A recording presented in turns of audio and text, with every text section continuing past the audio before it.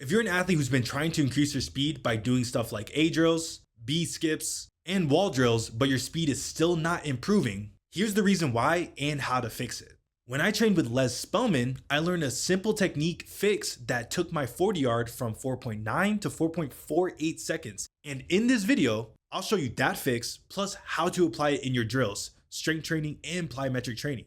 The main problem with most traditional drills like A skips, A runs, and wall drills is they all focus on one thing: hip flexion capacity at end range. In simple terms, these drills are focusing on lifting the knee high. But here's the truth. In real sprinting, you never see even elite athletes lift their knees up that high. They especially never hit the 90-degree angle that we've been preached to since we were kids. Where you actually need strength for your hip flexors is when the foot is behind the hip. That's where the highest force requirements are required from the hip flexors and the most hip flexor strains happen. And not only do traditional drills not train this quality, but they don't even train what's truly needed to improve your technique, stride length, and the hip flexion you want to see when you're sprinting.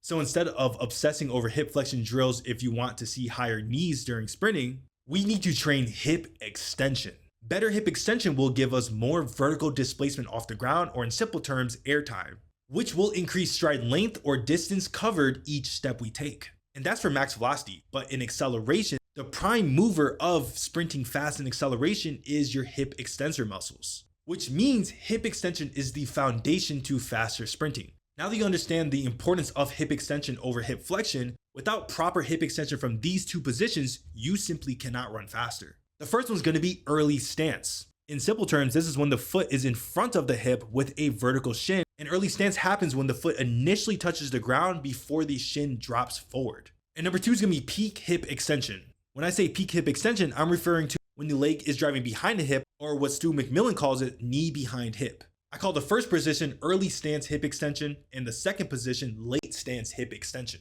And to train this quality, we're going to cover this in three aspects: technique, power, and strength. If you want to sprint faster, then you need to try my free speed training course. It's one of the top links in the description. It's going to teach you how to train for speed development and how to find your weakness that's holding you back from getting faster. Technique is where you're going to see the instant fixes that we want to focus on.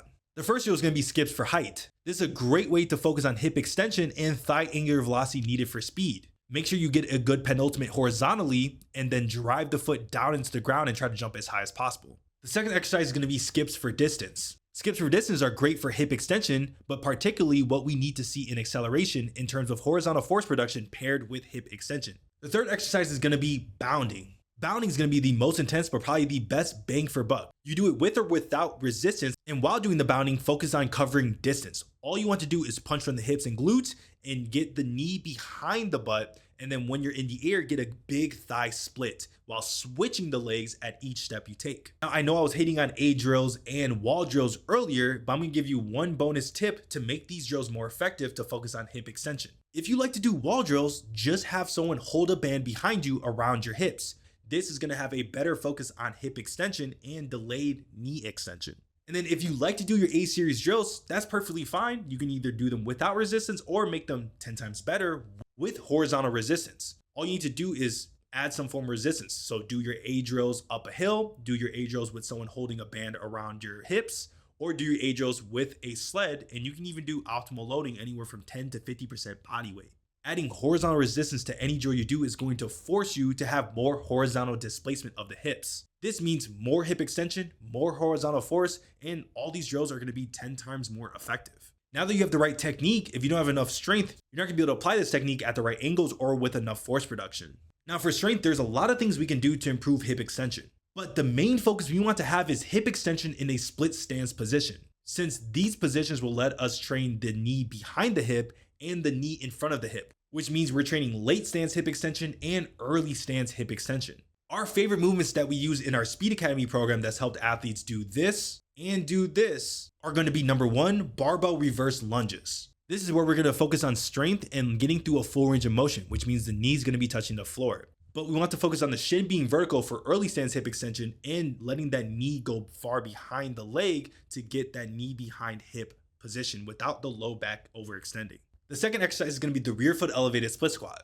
We can do a lot of things here. We can either train pure strength, isometric or ballistic strength with pauses at the bottom, or do oscillation rear foot elevated split squats, which might have the best bang for buck for overall speed, but they do look silly and most people will think that's a gimmick, but it's not. Now that you have the strength, you need to be able to apply that force production at high velocities. This is where power comes in. For power, we have a ton of options, but there's 2 to 3 exercises that are going to work very well. Number 1 is going to be step up jumps. You can do a box height of anywhere from ankle, shin, or knee height, preferably shin to knee height.